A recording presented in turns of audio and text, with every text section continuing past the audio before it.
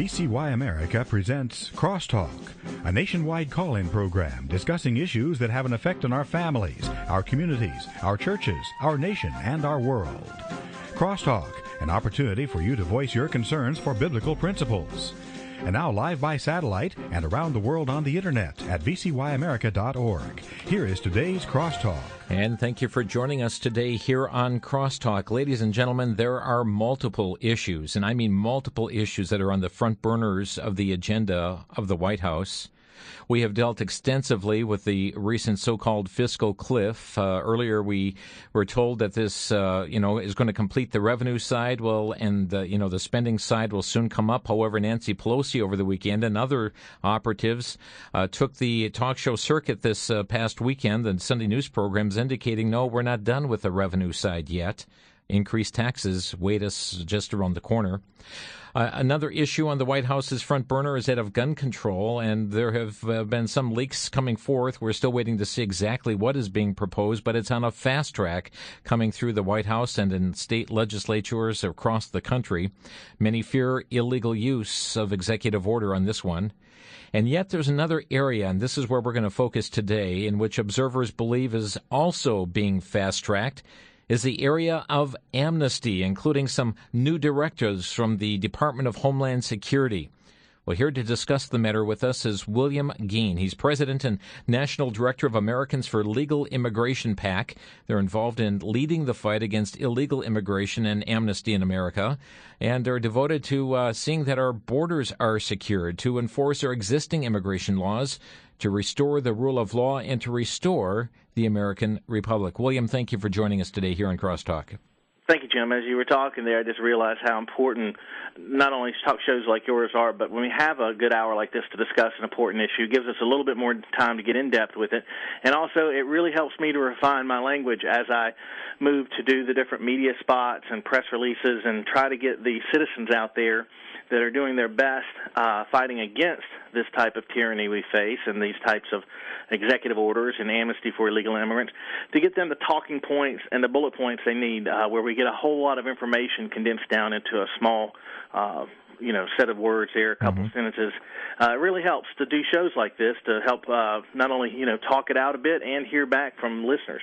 Well, William, we're really seeing a mixture of things coming forth on the area of amnesty, including areas like executive orders, legislative means, perhaps something called the Comprehensive Immigration Reform legislation. Also, new rules that have come forth from the Department of Homeland Security last week. I mean, we're talking about a multifaceted attack on this issue. We're going to have you kind of explain to us what's going on here, and let's look at those three different prongs of attack here as well. Well, for a long time we've had a problem with illegal immigration, and those that have looked into the issue understand that it's because of inadequate enforcement of our existing border and immigration laws why this is happening. America has an immigration enforcement credibility problem. People in Mexico and all around the world know this, and they're exploiting it.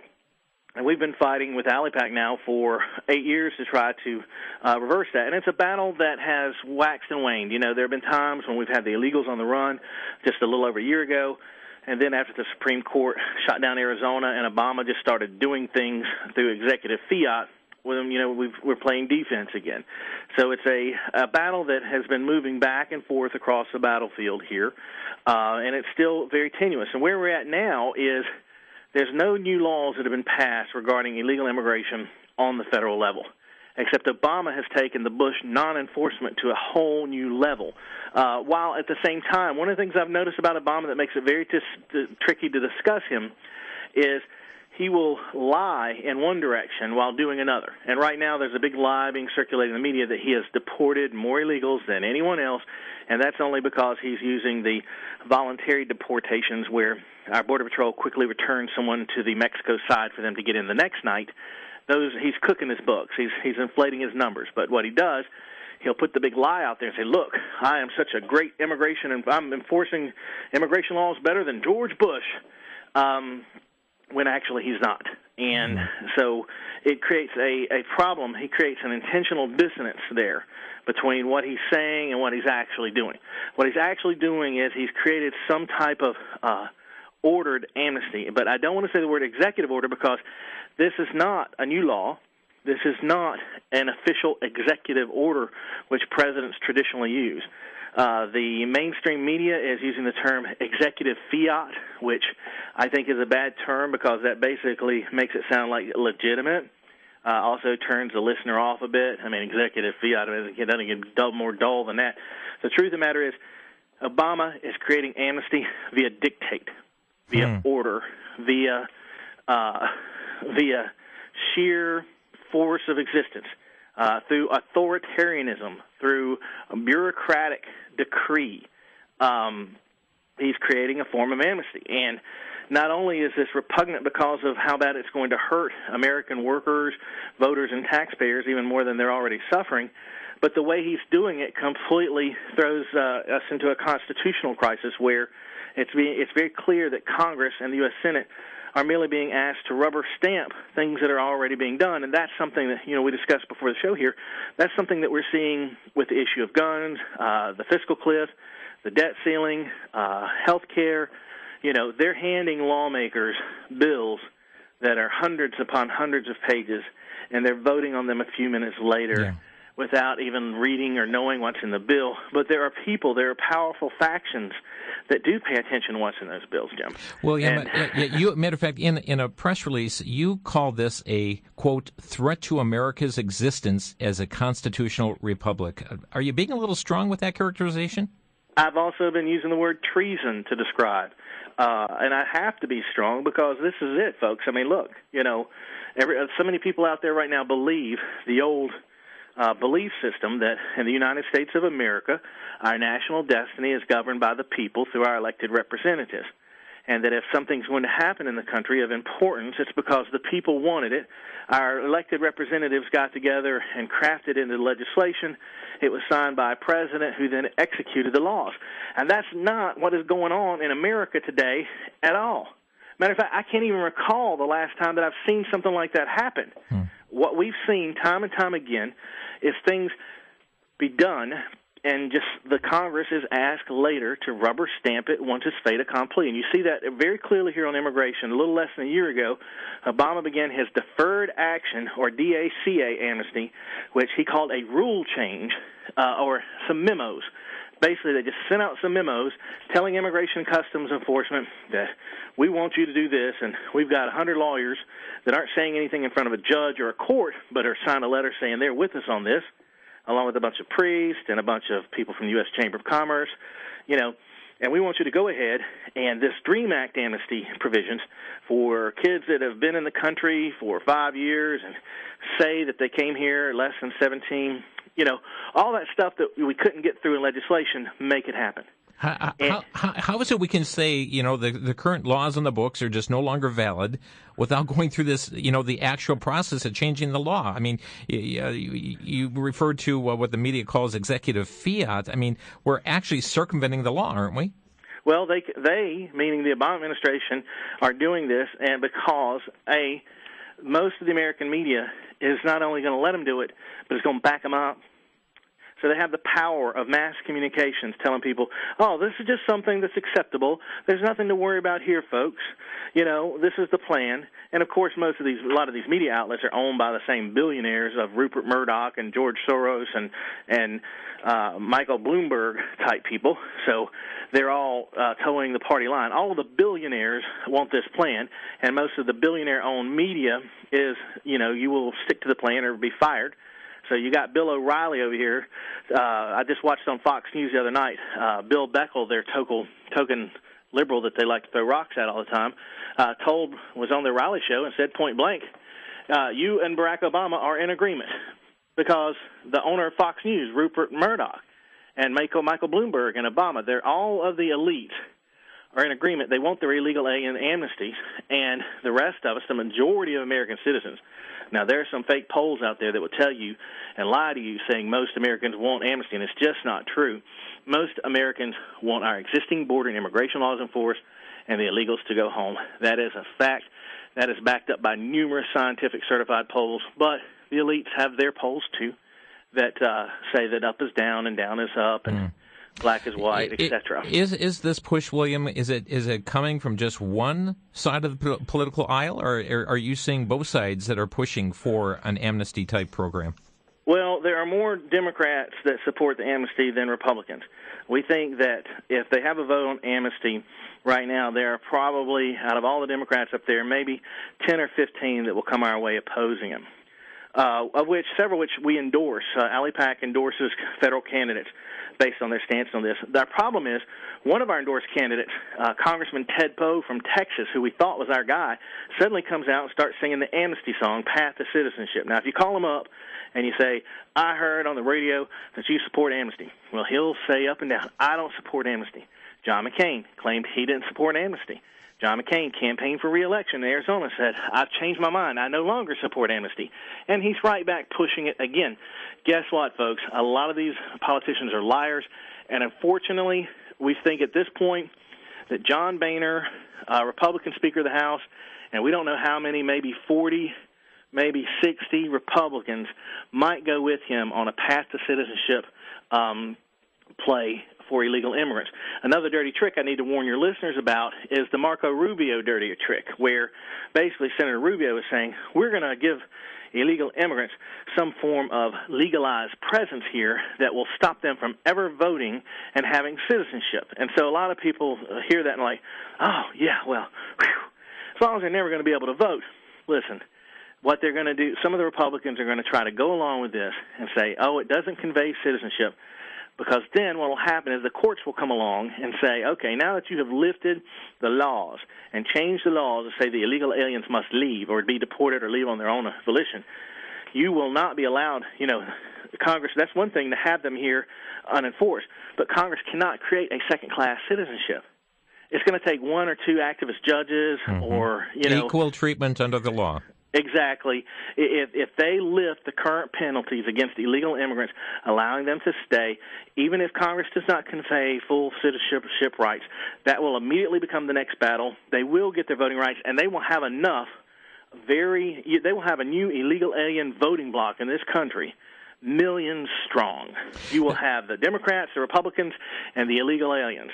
And they're going to probably, I would say, displace somewhere around 6 to 9 million American conservative or center-right voters that will no longer matter in American politics.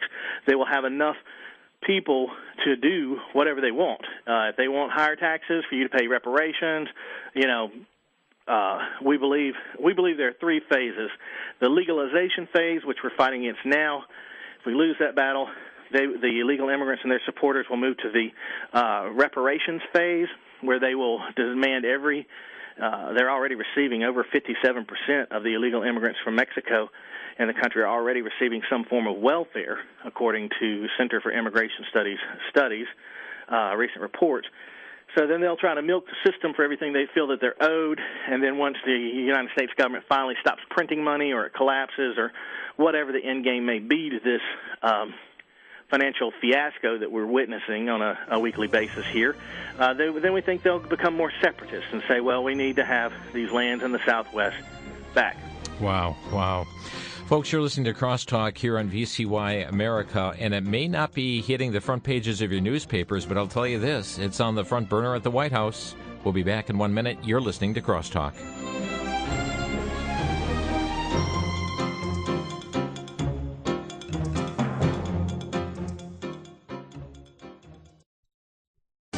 Back to Genesis with Dr. John Morris, geologist and president at the Institute for Creation Research. Dr. Morris, what is the latest on Hobbit Man, the supposedly human fossil found in Indonesia? Chris, there are many interpretations of these strange fossils. Some have called them dwarf humans. Others consider them diseased. Some have called them chimps. Even the descriptions of the fossils vary. But now things are becoming clearer. These individuals, whatever they were, lack a human chin structure and had long arms typical of chimps. And that's what I think they are, an extinct variety of chimp and not humans.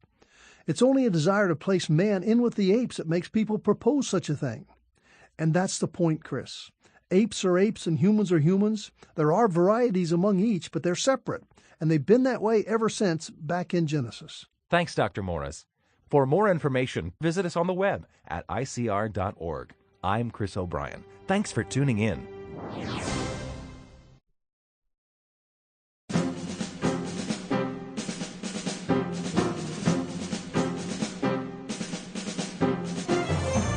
You're listening to Crosstalk here on VCY America. William Gheen is our guest here today. He's the president and national director of Americans for Legal Immigration PAC. And we're talking about Amnesty being on the front burner. As we mentioned, you may not be seeing it on the front pages of your papers, but folks, the pulse beat we have heard and articles we have seen is that the president intends for this very month, January, for something to be done on this matter. William, what is the 287G program? This is something that you had been instrumental in bringing about, but what is it and how is this impacted? Well, the 287G program was the best program that we discovered under the Bush administration that existed in federal law that allowed local police to check people they detained for crimes against the registry, to see if they're in the country legally or not. And we supported the program because it seemed to be the best we had in the absence of the federal government actually doing its job to protect as many Americans from possible from being murdered, raped, assaulted, or otherwise injured by illegal immigrants through job loss or community degradation or whatnot.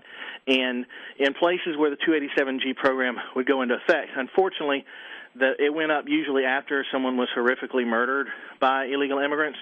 It usually took like a terrible, terrible crime before that would happen. But then the local police would say, hey, we're not going to let another illegal immigrant walk in and out of our jail to go on to kill somebody. And they put up 287G. And what we found was when illegal immigrants realize that a local police officer is actually going to detain them and turn them over to ICE, they leave areas. They leave states, they leave counties, they leave towns.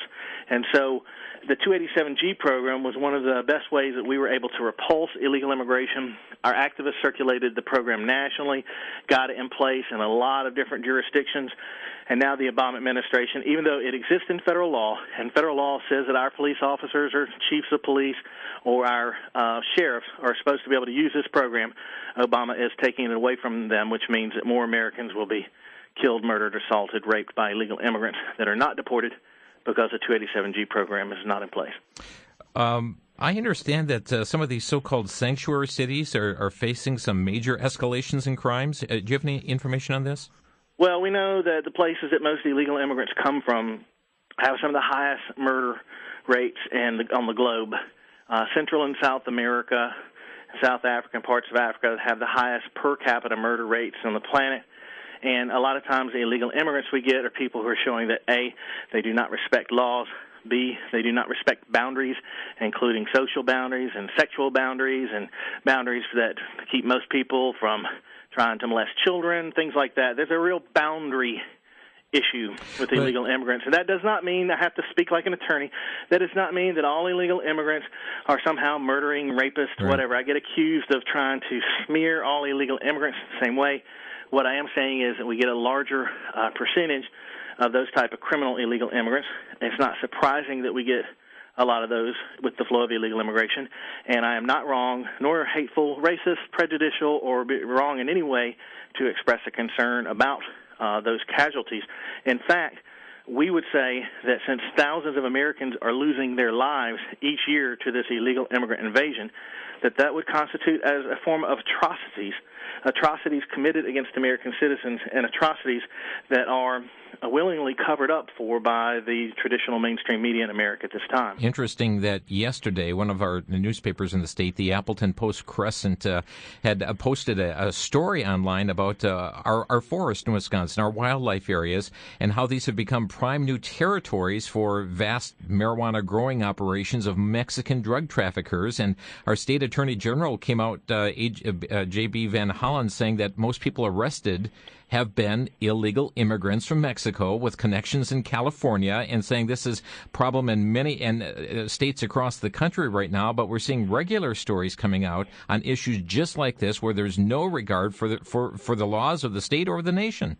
Well, and the stories you're seeing are really such the tip of the iceberg, because most publications we monitor are highly, highly reluctant to post any crimes committed by illegal immigrants. And if it is an illegal immigrant, the Department of Homeland Security has now ordered, this is one of the things that DHS under Janet Napolitano did not like. They know that part of their problem is Americans' awareness of how many people illegal immigrants are hurting. And so they have ordered police officers not to release that and their agents not to release that information. So you have the biased newspapers that are trying to protect the illegal immigrants. You have the Department of Homeland Security that's trying to protect the illegal immigrants. And so there are several layers that you have to break through. So if you hear of a crime or a problem involving illegal immigrants, you are only hearing about a very small fraction of the true magnitude because the illegal immigrant invasion in this country is being backed up by billionaires.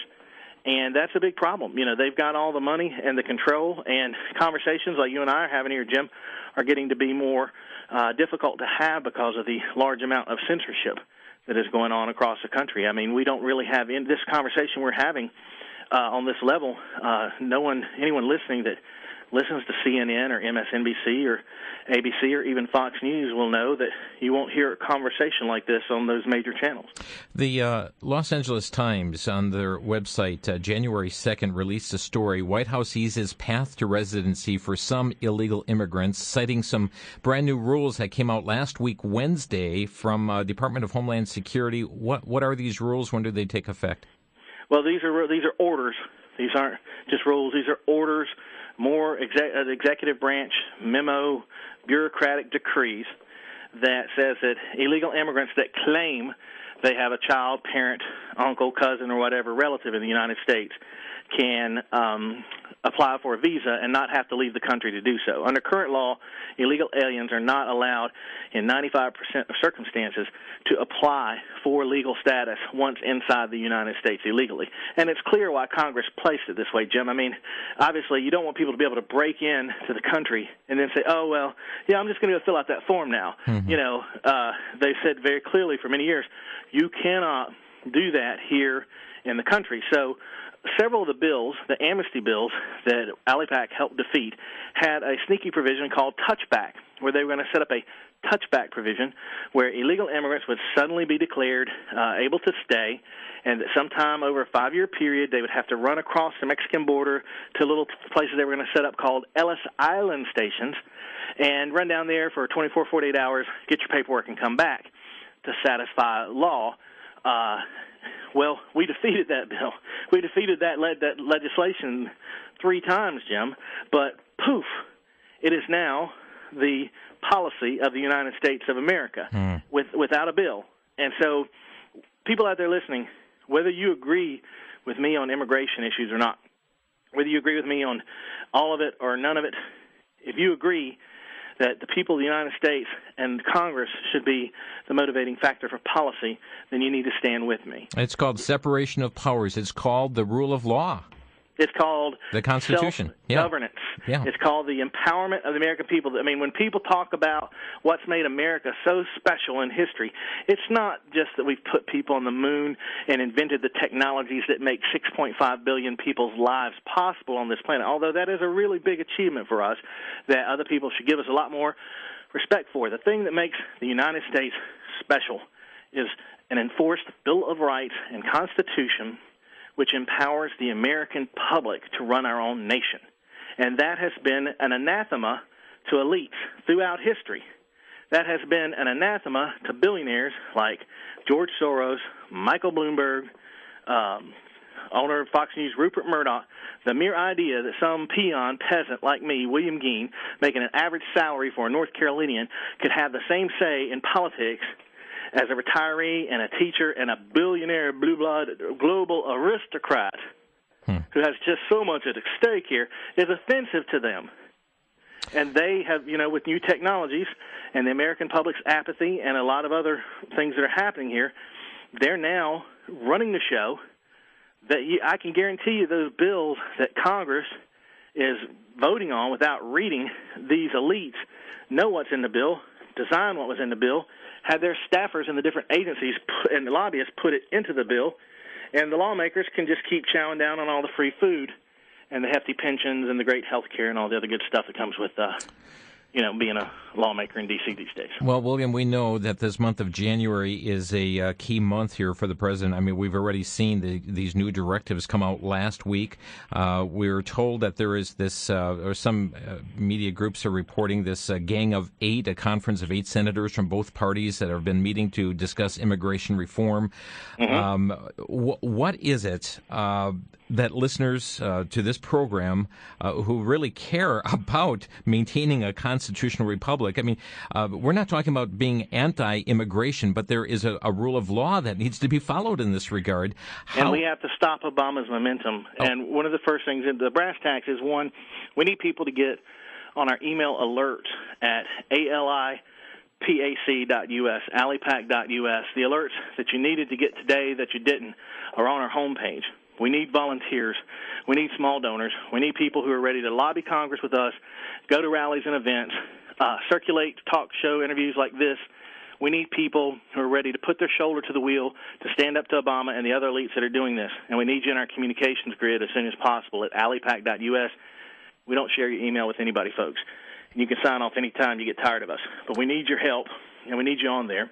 We're considering a possible national protest on possibly Saturday, February 16th in state capitals across the country for people who are concerned about the gun grab, Amnesty, the assault on the Bill of Rights, a whole list of grievances. We may organize out there, weather pending. So we need to get people into that organization structure there, and that are willing to, stand up here, because this can only happen through massive American amnesty.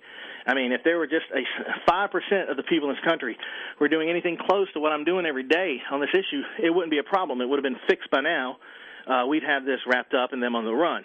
So we've got to get people past that apathy. We've got to get them in our communications net, and we've got to get people motivated and acting together.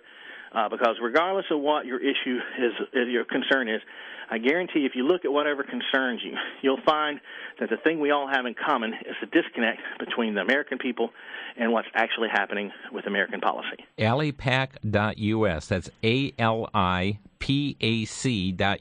ALI stands for the Americans for Legal Immigration, Americans for Legal Immigration, alipac.us, and you can become informed on these issues. You also have a number of articles, news releases, and helpful information on your website.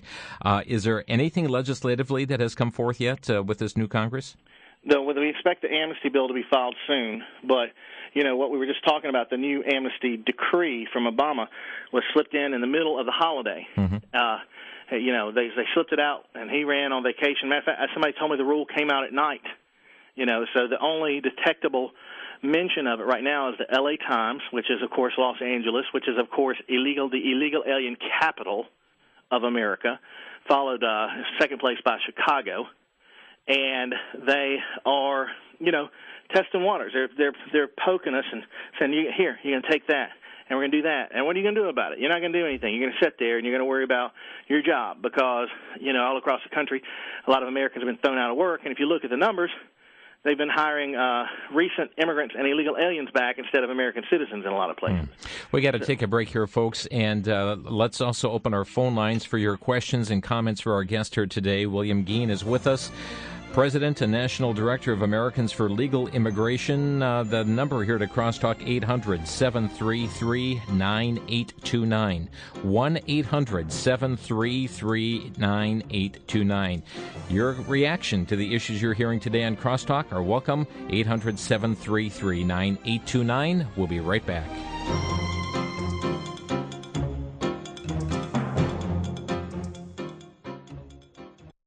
Here at VCY, we believe that we are to be salt and light in our society. We strongly believe that people can make a difference and be a voice for that which is right. But there's something far more important than all of this, and that is your personal relationship to Jesus Christ. Or you may call congressmen every day on important issues, and you might hold a sign at a protest. But unless you know Jesus as your personal Savior, you're missing out on the most important thing in life. I'd like to send you a small brochure entitled, "Where Will You Spend Eternity?" This pamphlet shares with you in a very clear way the most important decision you could ever make in your life, and that's placing your trust in Jesus Christ. Our telephone number is 800-729-9829. Call and ask for your free copy of Where Will You Spend Eternity? Again, our number is 800-729-9829. Don't miss out on the most important thing in life. Call today.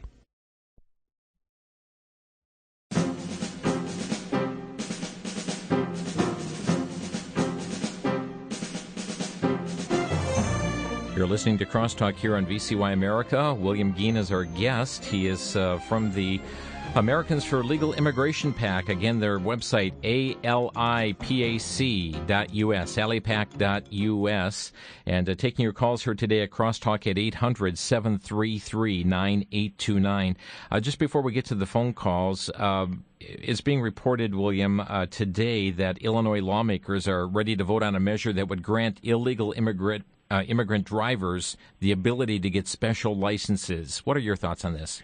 Well, we have fought to stop licenses for illegal immigrants in 18 different states.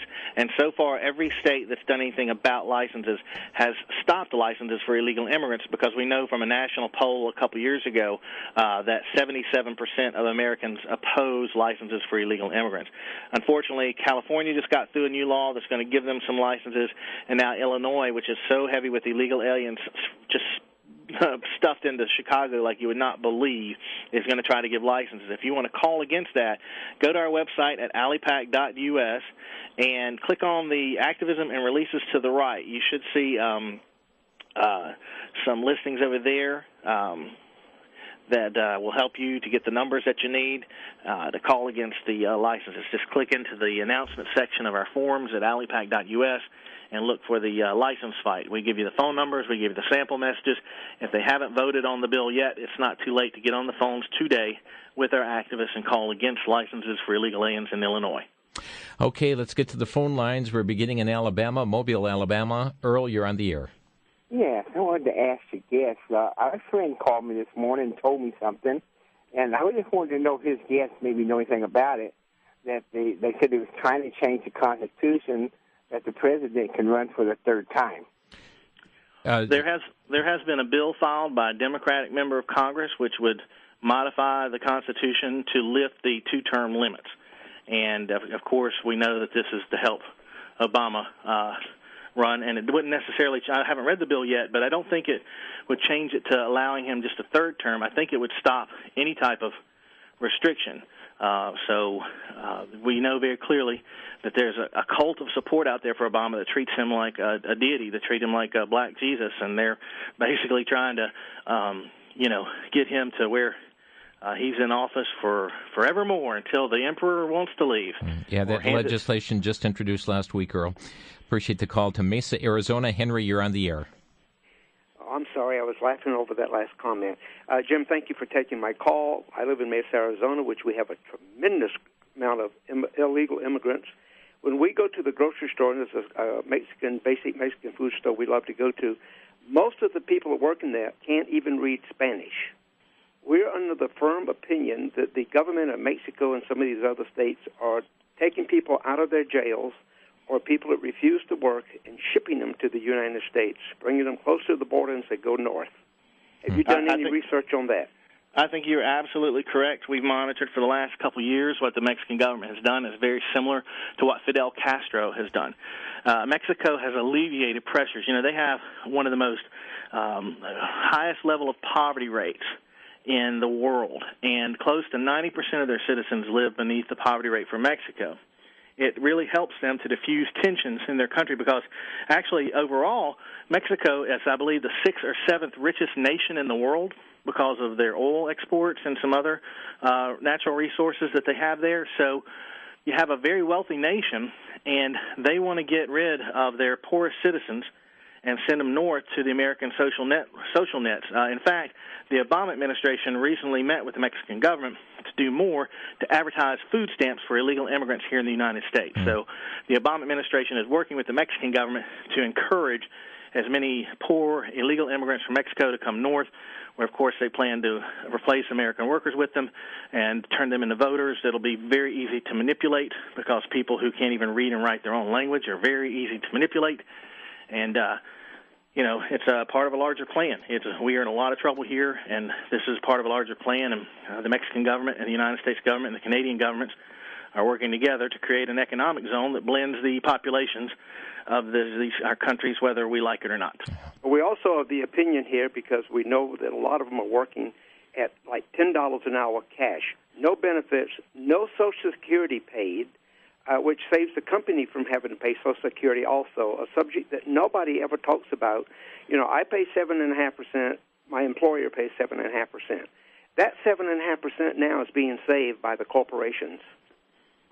That plus a lot of illegal immigrants will put, I don't know how many it takes, but they'll list 6 or 8 dependents 13 on 13 on their tax. At a certain level, whatever you listed at, they virtually take nothing out of your check. And then they're signing up for the earned income tax credit. Mm-hmm. Yes, and so apparently we have an actual flow of billions of dollars being paid out through tax refunds to illegal immigrants. Right. I just pray that Crosstalk America stays on and continues having these subjects brought up. Thank you, Henry. I'm a firm believer that we have the best government money can buy. Have a great day, gentlemen. Okay, thanks for your call. To the state of Florida, Glenn, you're on the air. Thanks for holding. Good morning. Good afternoon. This is Glenn. In our area, Plant City, where I live, we have a tremendous amount of the Mexicans, whether they be illegal or non-illegal. They get petty cash, same what your other people are talking about. They have government credit cards to go in and buy their groceries and supplies with. They have their own medical clinics that pay for their health care free. Their housing is paid free by the farmers. They're paid cash at the end of the day. And in the strawberry fields, and I can't see where they're really doing anything to help our government other than helping themselves. Our school systems, our bus systems are crowded with our Mexicans, and I think they're going to be over here. They need to go through the same procedures that you or I or a naturalized citizen would have to go through. Well, we certainly agree with you there, Glenn. Unfortunately, they're not going through the same system, and the people backing them in D.C. have no desire for them to go in the same system. And all the things you mentioned are horrible, but, you want to talk about one of the worst situations is if you ever have to yourself be rushed to an emergency room, or you have to rush a loved one to an emergency room, and you get in there and you find that health care resource has been overwhelmed by, illegal immigrants that are using it as their primary health care physicians, and that are ready to jump up and sue that hospital and home in a heartbeat if they treat somebody like Glenn ahead of one of them. So they're going to have that lawsuit threat there. And we've actually had people take loved ones from car crashes and pregnant women and others to emergency rooms and actually watched illegal immigrants shuttled back before them, placed ahead of them in the line. The illegal immigrants it's beyond the fact they're not just receiving the equal treatment with American citizens somehow. They're actually, in a lot of cases, being treated far better than American citizens. And I personally believe that the eventual plan of the people that are doing this to the country is to, once they get the illegal immigrants legalized, I think you'll see a hidden but large push to turn them into prison guards, tax collectors, social service distributors, child welfare services. I think you'll find within 5 years of any form of amnesty passed via legislation that we're trying to stop here, you'll find illegal immigrants in placed in many different positions of authority over you. Thank you so much, Glenn. Our number 800-733-9829. Sandy in Inglewood, Florida, you're on the air. Yes, I'm calling, and I totally agree, but the one caller that you had, I never even thought about those who are working and they're not paying their 7.5% towards Social Security, and Social Security we know is running out. But I think that coming in, it's like they're doing this on purpose to get the votes because it's a meal ticket. And that is the reason they're doing it, because they know that they can get the votes, even though we know that the voting isn't legal, because you don't even have to have identification to go in and vote. I mean, I voted, of course, but it's like they didn't ask for any identification. Yeah. We've got the Department of Justice that is actually fighting states that request or require a photo ID to be shown. we want to give a big thumbs up to the state of Florida, because when Florida discovered thousands upon thousands of suspected voter registrations on their file, and they asked Homeland Security to provide them with the databases they needed to properly screen their voter registration file to get the illegal immigrants and non-citizens off of the file, Homeland Security not only refused to give the files over to the state of Florida, but they threatened to sue the state of Florida with the Department of Justice. And your governor there, Rick Scott, has not done all that we had hoped he would do with legislation to fight illegal immigration, but he did stand up to the Department of Justice, sued them, got the database, and Florida is actually an example for the nation of what we want to see in other places, because we think, especially when you get west of the Mississippi, out to Colorado, Washington State, Lord Almighty, California, illegal immigrants are registered and voting in large numbers. In fact, we believe it was the illegal immigrant vote that saved Harry Reid's job when they were ordered to come out of the casinos by their casino bosses and vote for Harry Reid. We think illegal immigrants are already swaying a large number of elections, especially west of the Mississippi, and we hope to hopefully get other states following Florida's lead in cleaning up their voter registration files. Let's go next to Gheen in Wisconsin. You're on the air, Gheen.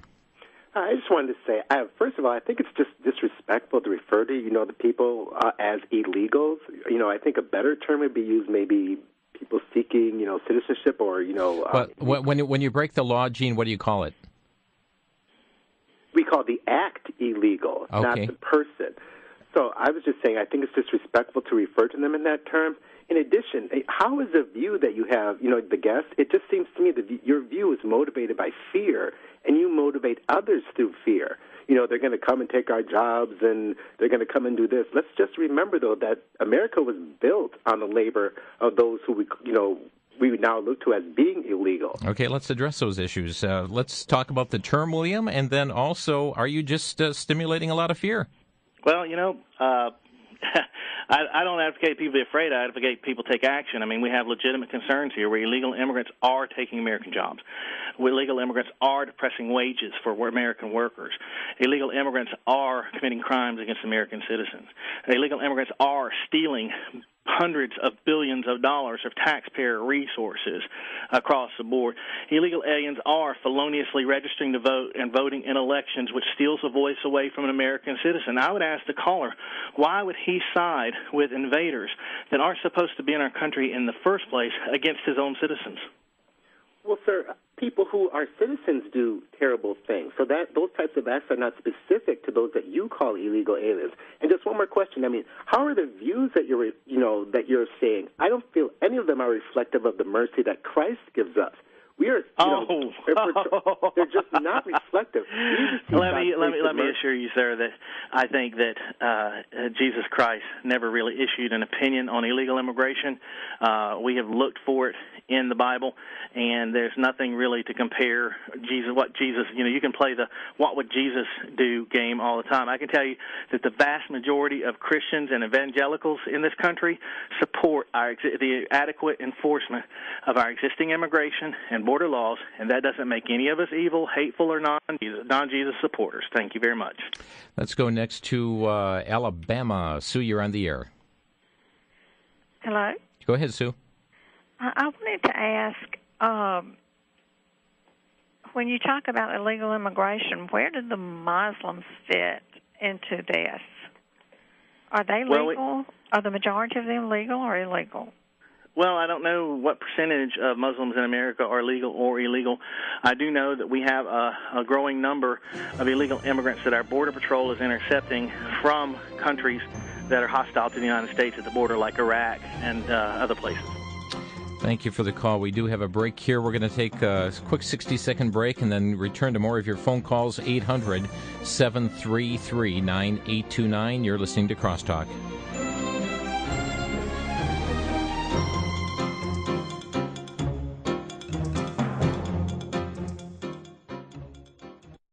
For the Worldview Weekend Minute, I'm Brandon House. Our website is worldviewweekend.com. Continuing on my series here on why I believe God has allowed for the re-election of President Barack Obama. One reason is because I believe Christian leaders, self-professing Christian leaders, continue to unite in spiritual enterprises with unbelievers in clear violation of God's commandments. In fact, in 2012, Shirley Dobson appeared on New Age Mormon Glenn Beck's radio program to talk about prayer and God. In the process, she praised Beck for his, quote, great job, end quote, and, quote, good work, end quote.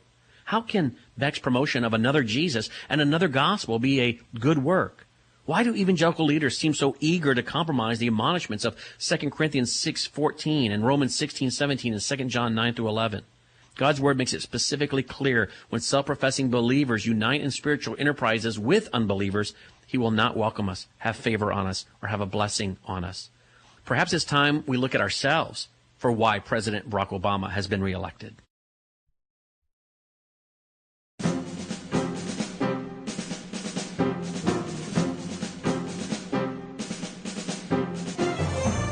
You are listening to Crosstalk here on VCY America. Keep in mind, folks, Scripture tells us to be law keepers, not law breakers. We're going to go back to the phone lines here. Our guest is William Gheen, and he is with the organization Americans for Legal Immigration PAC. Their website, alipac.us. That's alipac.us, alipac.us. Let's go to Beloit, Wisconsin. Tammy, you're on the air. Hi, I was calling because everybody that's calling in is saying something really negative. That's not true. I have been married to my husband for 10 years. We never got his papers right away because he wasn't interested in that. He has 2 stepchildren that I'm in the process of getting their papers, and his now 2 within the last year or so. Our kids were in school. My stepchildren were in school.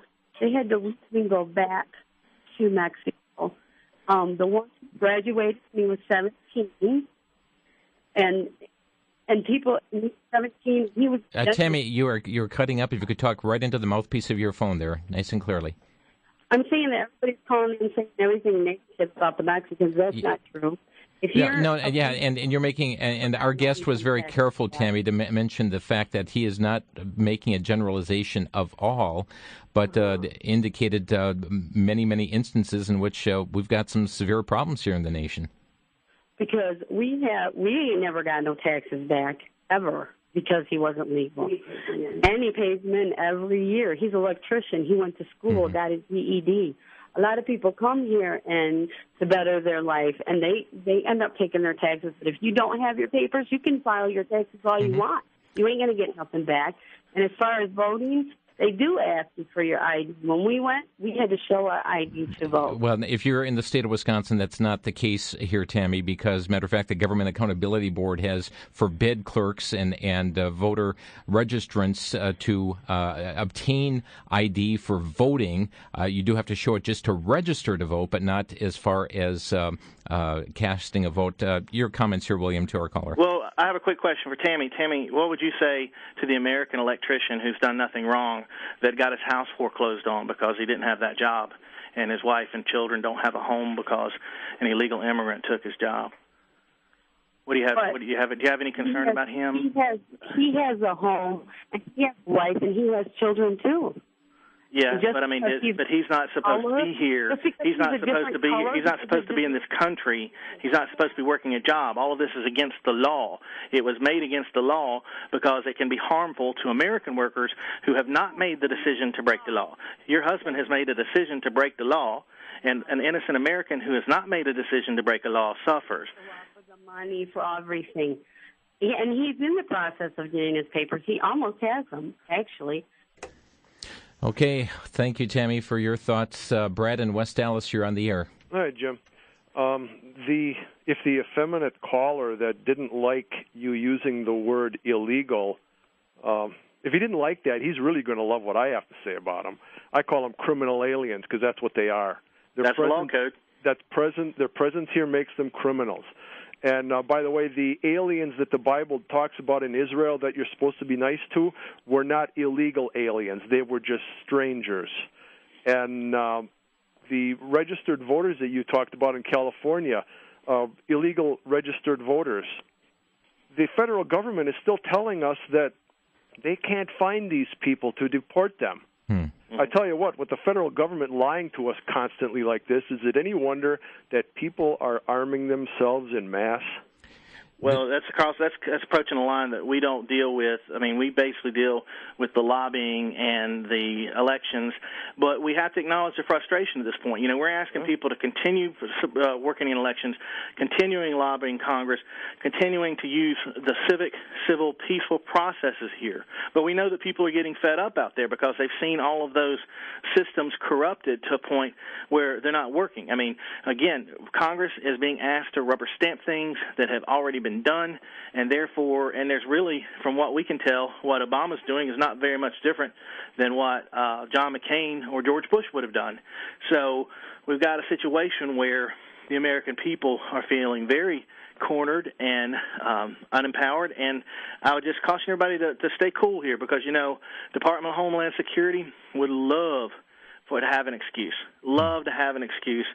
for Janet Napolitano and Obama to do their thing, probably on a larger scale. So we got to keep it politically focused, keep it civic-minded, and what people need to do to take care and protect their own family and friends, especially since illegal immigrants with criminal records are being allowed to roam freely around the country, harming our citizens. You know, within the law, I've actually come to the point where I've told people, if you're law-abiding, if you're one of the good people, if you're law-abiding, you know, I support gun ownership, and now would be a good time for you to own one if you don't already. Go. Thank you, Brad. To Charleston, Illinois, Jan, you're on the air.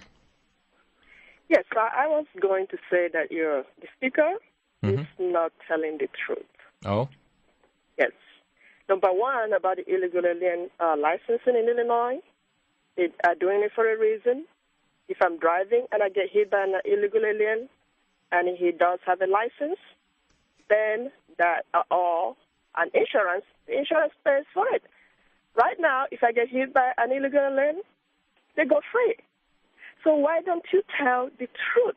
Okay, let's deal with that issue here, William. We have 60 seconds left. Well, I mean, I don't know what she's saying that I'm lying about. I mean, I've said that 77% of Americans oppose licenses for illegal immigrants. That's true. Most states have stopped illegals from getting licenses, except for 2 or 3. That's true.